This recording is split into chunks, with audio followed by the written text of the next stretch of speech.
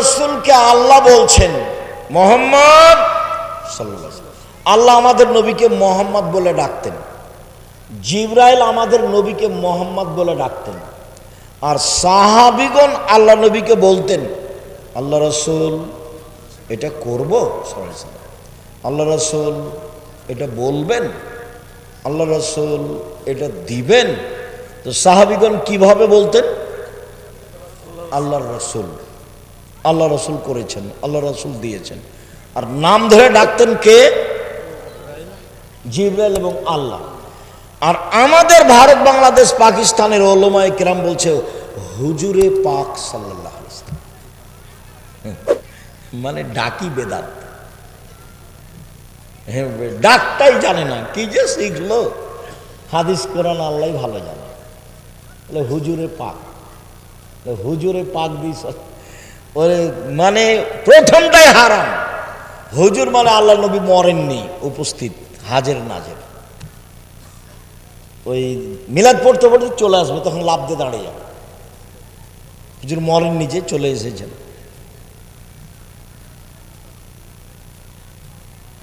আল্লাহ নবী আল্লাহ বলছেন মোহাম্মদ জি ওপরে কি নিয়ে হইচই হয়েছে বলতে পারেন? জি হ্যাঁ পারি। কি? মানুষের পাপ মিটে যাবে কিসে, সেটা নিয়ে কথা হচ্ছে। কিসে পাপ মিটবে? এক, সুন্দর করে ওযু করলে। দুই, পায়ে হেঁটে মসজিদে গেলে। তিন, নামাজের পরে জিকির আজকার করবে। দেখবেন আপনাদের মসজিদে জুমার দিন খালি সালাম ফিরার পরে লাফ দিয়ে দাঁড়িয়েছে। আপনি যদি উমারের নিয়ম পালন করেন তো সমস্যা নেই। উমারের নিয়ম মানে যেমন দাঁড়ালছে করে ঘাট ধরে বসে, এটা হলো উমর রাদিয়াল্লাহু আনহুর নিয়ম। ঘাট ধরে কি করতে হবে? বসে দিতে হবে।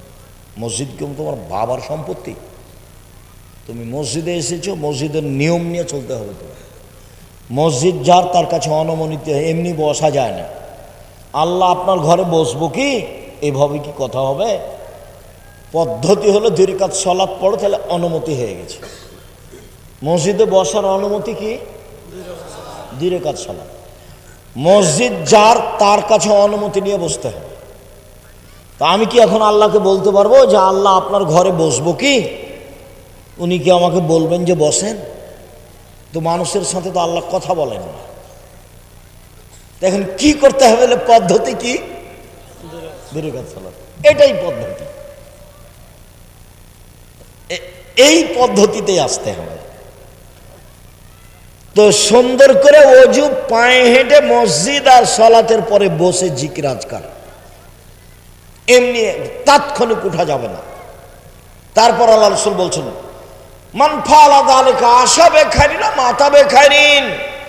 এইভাবে উযু করলো যে, পায়ে হেঁটে মসজিদে গেল যে, কিছুক্ষণ বসে জিকির আজকার করলো যে, তার মরে যাওয়া ভালো, তার বেঁচে থাকা ভালো। তার মরে যাওয়া ভালো, তার বেঁচে থাকা ভালো। ওয়াকানা মিন খাতিয়াতিহি কারাজুলিন ওয়ালাদাতহু উম্মুহু। তারপর লোকটা হয়ে গেল সেই দিনের মতো যেদিন তার মাতাকে জন্ম দিয়েছে, নিষ্পাপ। কেউ যদি হজ করে আর হজ যদি কবুল হয়, তাহলে কি হয়ে যায়? সেদিনের মতো হয়ে যায়। তাতে 10 লক্ষ টাকা খরচ আছে, রিক্স আছে, টানা হেঁচড়া আছে। তারপর মোয়াল্লেম ফাঁকি দেয়। মোয়াল্লেম বলছে ভুল টুল হয়ে গেছে, আপনি 1000 রিয়াল দেন, মিটে যাবে।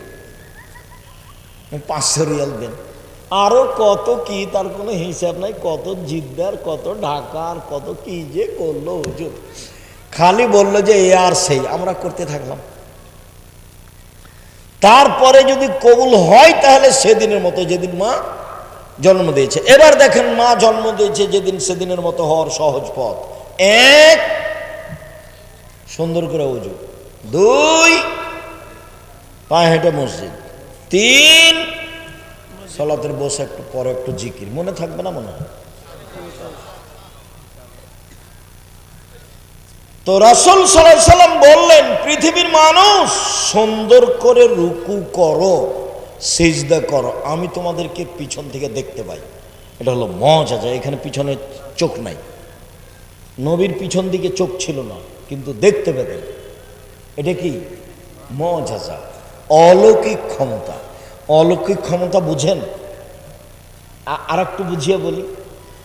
মুসা আলাইহিস সালামের সাথে জাদুর পাল্লা হলো কার? ফেরাউনের। তো শত হাজার জাদুকর নিয়ে এসে বলল যে কি করতে হবে, তো সাপ ছেড়ে দাও।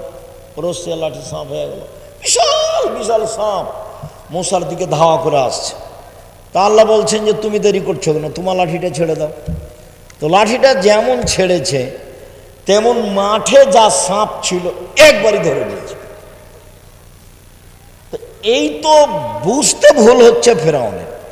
মাঠে কেন, সারা পৃথিবী জুড়ে যদি সাপ করে দেওয়া হতো, আর এই লাঠিটা ছেড়ে দেওয়ার পরে পৃথিবী যদি একটা সাপ থেকে যেত, তাহলে আল্লাহর শক্তি দুর্বল প্রমাণ হতো।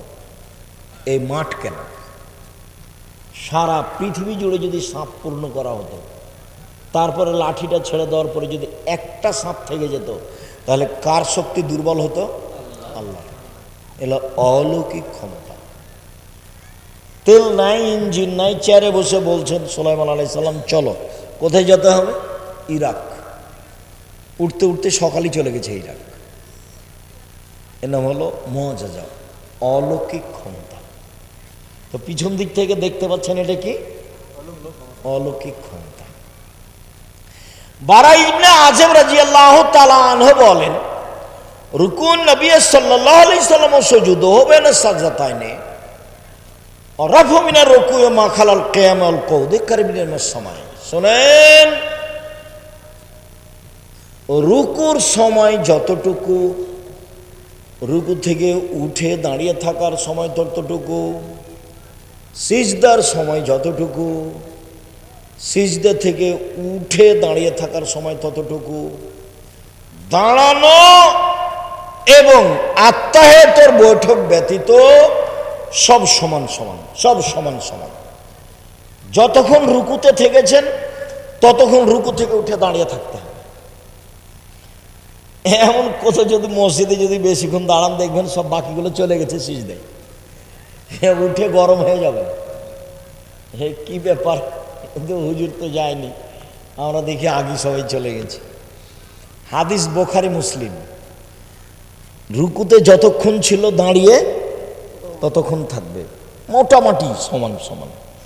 সিজদায় যতক্ষণ ছিল সিজদা থেকে উঠে ততক্ষণ থাকবে। এবার পরের হাদিস শোনেন। আনাস রাদিয়াল্লাহু তাআলা আনহু বলেন, ইজা কামা রাসূলুল্লাহ সাল্লাল্লাহু আলাইহি ওয়াসাল্লাম মিনার রুকুয়ে ফানাহানু নাকুল কাদাউহামা। আল্লাহ রাসূল রুকু থেকে উঠে দাঁড়িয়ে আছেন, দাঁড়িয়ে আছেন, দাঁড়িয়ে আছেন। তখন আমরা পিছন থেকে বলা বলি করতাম মনে মনে, নিজে নিজে, রাসূল মনে হয় সিজদা ভুলে গেছে।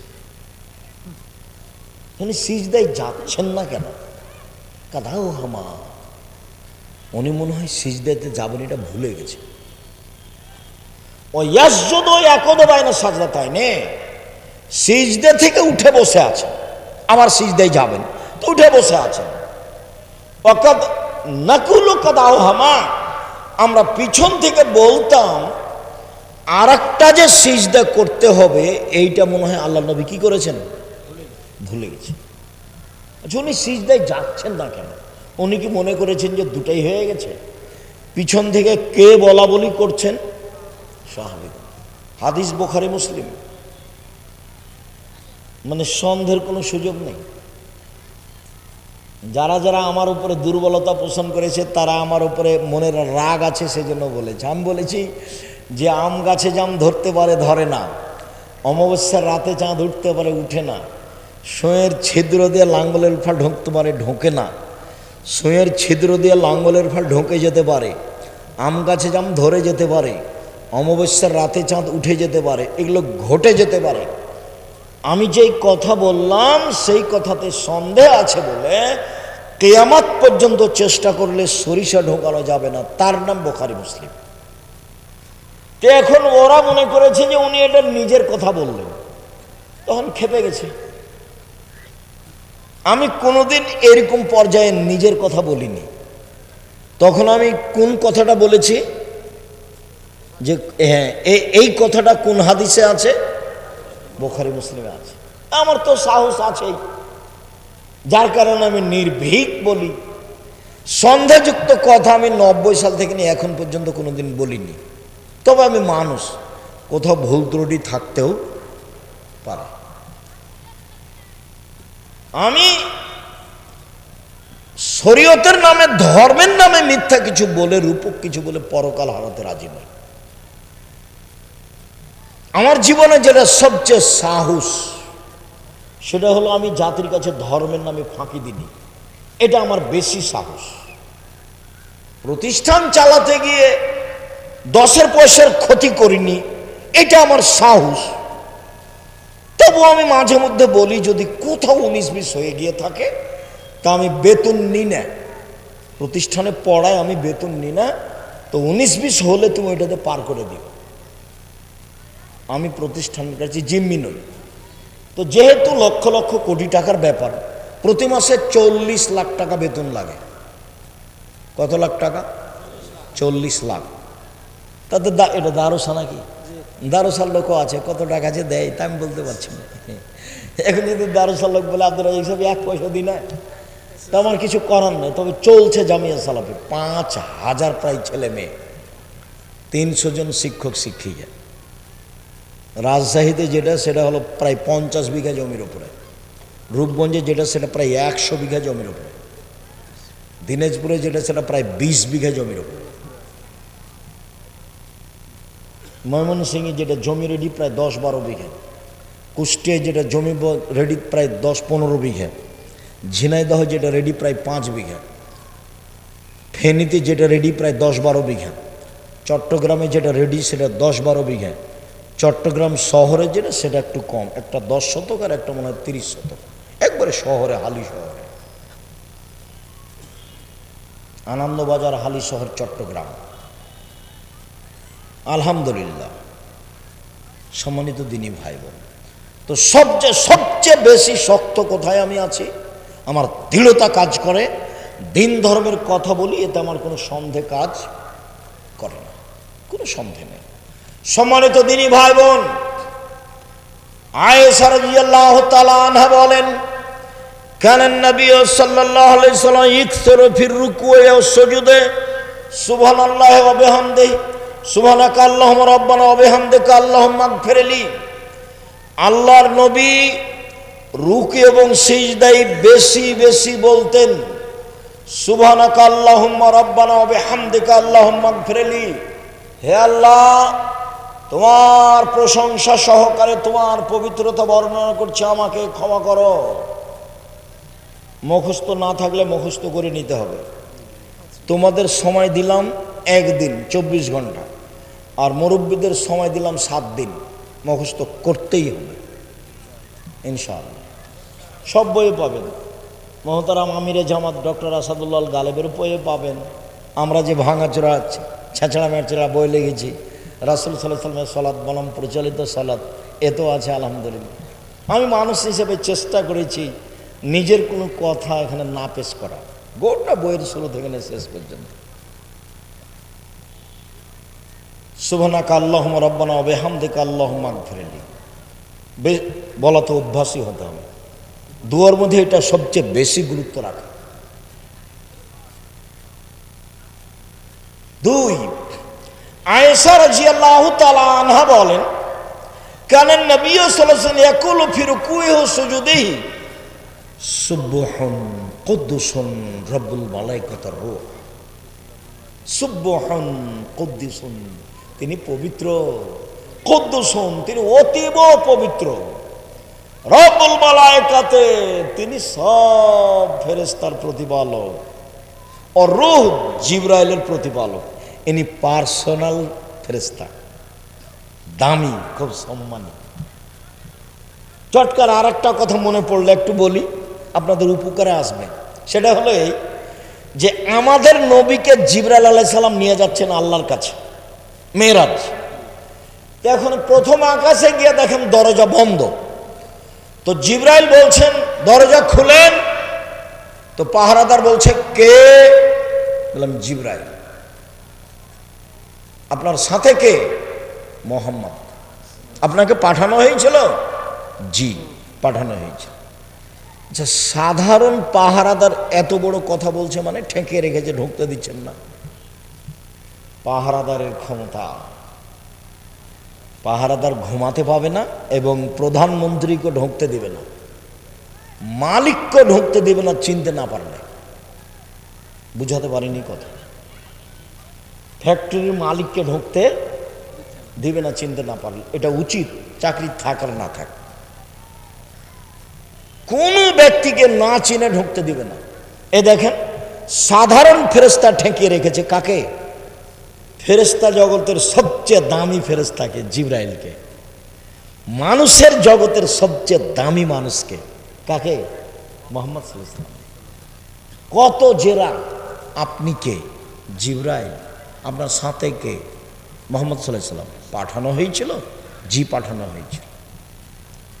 কত জেরা। পাহারাদার পুরো স্পষ্ট হবে নিজের কাছে যে ইনি কে, তারপরে দরজা খুলবেন।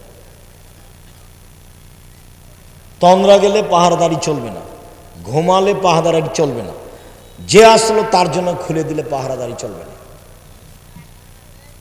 সম্মানিত দিনী ভাই বোন, আবু হুরায়রা রাদিয়াল্লাহু তাআলা আনহু বলেন, রাসূল সাল্লাল্লাহু আলাইহি সাল্লাম বলেছেন, ইজা কালাল ইমামু সামিআল্লাহু লিমান হামিদা, ইমাম যখন বলবে সামিআল্লাহু লিমান হামিদা, আল্লাহ ওই লোকের প্রশংসা শুনলো যে তার প্রশংসা করলো, এইটুকু যখন ইমাম বলবে তখন তোমরা বলো রব্বানা লাকাল হামদ। এই পর্যন্তই। রব্বানা লাকাল হামদ, হে আমাদের প্রতিপালক তোমার প্রশংসা। এখন আল্লাহ রাসূল বলছেন, মান ওয়াফাকা কাওলুহু কাওলাল মালাইকাতু গফিরা লাহু মা তাকাদ্দামা মিন জামবিহি। রব্বানা লাকাল হামদ বলতে ভুল করবেন না। ওই সময়তে ফেরেশতারাও বলেন রব্বানা লাকাল হামদ। ইমাম যখন বলেন সামিআল্লাহু লিমান হামিদা, তখন মুক্তাদি বলবে রব্বানা লাকাল হামদ, এবং কে বলবে? আরো ফেরেশতা। ফেরেশতাও বলেন রব্বানা লাকাল হামদ। তো আপনার এই দোয়া আর ফেরেশতার দোয়া যদি একসাথে মিলে যায়, তাহলে আপনার অতীতের সব পাপ ক্ষমা হয়ে গেছে। বুখারী মুসলিম, মিস করবেন না, রব্বানা লাকাল হামদ। তারপরে আমরা যে বলি হামদান কাসিরান তাইবান মুবারাকান ফি, সেটুকু কি? সেটুকু আরেকটা বলি। রাফি ইবনে খাদিজ বলছেন যে কুন্না নুসাল্লি ওয়ারান নবী সাল্লাল্লাহু আলাইহি ওয়াসাল্লাম, একদা আমরা রাসূলের পিছনে সালাত আদায় করছিলাম। হঠাৎ একটা লোক, যখন আল্লাহ রাসূল বলেন সামিআল্লাহু লিমান হামিদা, তো একটা লোক বলল রব্বানা লাকাল হামদ হামদান কাসিরান তাইবান মুবারাকান ফি। ফালামা ইনসারাফা, আল্লাহ রাসূল সালাত শেষ করে বলছেন মালিল মুতাকাল্লিম, এই কে পরের শব্দগুলি বলল? কে বলল? একজন বলছেন আনা, আমি বলব। তখন আল্লাহ রাসূল বলছেন শোনো শোনো শোনো শোনো শোনো, বিজাতো সালাসিনা মালায়েকা ইয়াবতাদিরুনা হাইহুম ইয়াকতুবুলা, তোমার এই দুয়ার নেকিগুলি 39 জন ফেরেশতা লেখার জন্য তাড়াহুড়া লাগিয়ে দিয়েছে।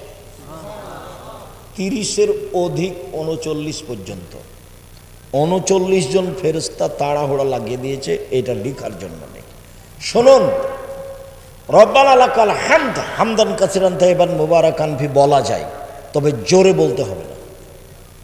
তো ইনি যে জোরে বলেছেন, এটা ছিল ব্যতিক্রম ঘটনা। সাহাবী এভাবে কেউ বলেননি, আগেও বলতেন না, পরেও বলেননি। কোনো দিন কোনো সাহাবী জোরে বলতেন না। সালাতের মধ্যে একটাই জায়গা জোরে, সেটা বলেন তো কোন জায়গা? আমিন। আর কোনো জায়গা জোরে নেই। তো আমরা দুই সিজদার মাঝের দোয়া জোরে বলি কেন? সামিআল্লাহু লিমান হামিদার দোয়া জোরে বলি কেন? আয়াতের জব জোরে দিই কেন? এক সময়ে ভারত, বাংলাদেশ, পাকিস্তানের নেতারা ছিল খ্রিস্টান, ইংরেজ, ওই ব্রিটিশ। তো ওরা বলেছিল যে মুসলমানদেরকে মুসলিম পার্সোনাল ল হিসেবে সবাইকে দিতে হবে কে কোন মাঝহাব মানে। ওরা জানতো যে এরা মাঝহাব মানে, 4 মাঝহাবের বাকি যারা আছে তাদেরকে ওরা হত্যা করবে, তারা হলো তাদের বিরোধী। তখন আহলে হাদিসেরা কার কাছে আশ্রয় নিয়েছিল? ইমাম শাফি। তখন পরিচয় দিয়েছিল বাগমারার মুসলমানেরা যে আমরা হলাম শাফি। গোটা দেশে তো এমাম সাফির ফতো হলে এগুলো জোরে বলা, তখন আমাদেরও কাজ কি হয়ে গেছে, এগুলো জোরে বলা। বোঝা যায়নি কথা, এই জন্য আমরা জোরে বলি, তাছাড়া এগুলো জোরে বলার প্রমাণ নেই। সম্মানিত দিনী ভাই বোন, রাসূল সাল্লাল্লাহু আলাইহি সাল্লাম রুকু থেকে উঠে বললেন সামি আল্লাহু লিমান হামিদা, মিলা সামাওয়াতি মিলাল আরজ, আকাশ পরিমাণ প্রশংসা, জমিন পরিমাণ প্রশংসা, ও মিলামা শি'তা মিন শাইইন বা'দ, এরপরে তুমি যা চাও সে তোমার প্রশংসা। অন্য এক বর্ণনায় এসেছে রাসূল সাল্লাল্লাহু আলাইহি সাল্লাম বললেন মিলা সামাওয়াতি মিলাল আরজ ও মিলামা বাইনাহুমা মিলামা শি'তা মিন শাইইন বা'দ, এরপরে বললেন আহলা সানায়ে, সত্যই তুমি প্রশংসার যোগ্য। আহাক্ক মা কালাল আব্দ, বান্দা যেটা বলেছে সেটা ঠিক বলেছে। অকুলুনা লাকা আব্দুন, সবাই তোমার আমরা দাস। তারপর বলতেন আল্লাহুম্মা লা মানিয়া লিমা আতাইতা, তুমি যাকে যা দিবে তাকে কেউ ঠেকাতে পারবে না। ওয়ালা মুতিয়া লিমা মানাতা, তুমি যাকে দিবে না সেটা কেউ দিতে পারে না।